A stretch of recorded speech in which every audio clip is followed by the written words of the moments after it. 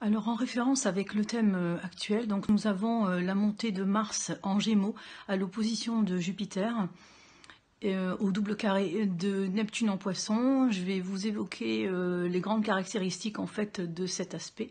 Il s'agit d'un aspect en mutable, et qui dit mutable dit deux choses. Adaptabilité, mais aussi modification en cours et transition. Ce sont des signes qui permettent des grandes remises en question et d'orienter sur des débats divers et variés. Pourquoi? Parce que le mutable, donc il y a une notion d'échange avec le mutable et de transition, une notion également d'évolution. Il se trouve qu'en fait ce carré est la double dissonance de Neptune, et c'est vrai qu'il fait référence à des dispersions qui sont évidemment plus augmentées du fait qu'il y ait Neptune comme dissonance.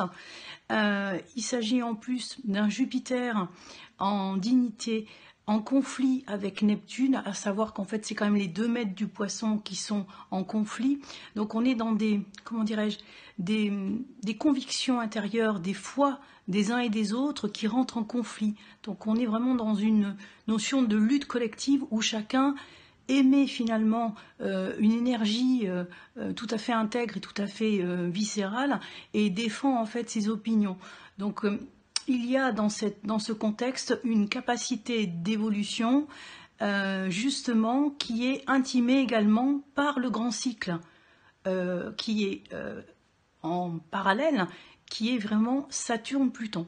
Donc les deux contextes œuvrent finalement chacun pour alimenter l'autre et vont vers des remises en question, des débats, effectivement, une ambiance mondiale, hein, donc c'est mondial, c'est pas uniquement en France, mais en tout cas une ambiance qui est tout à fait propice à un sentiment de désordre.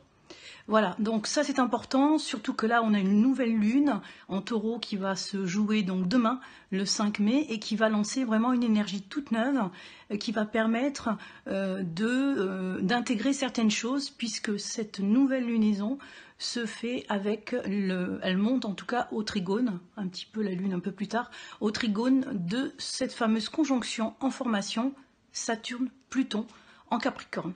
Il y a vraiment beaucoup de choses à dire par rapport à tout ça. C'était un petit volet. Je vous retrouve pour d'autres petits clips au sujet du contexte mondial.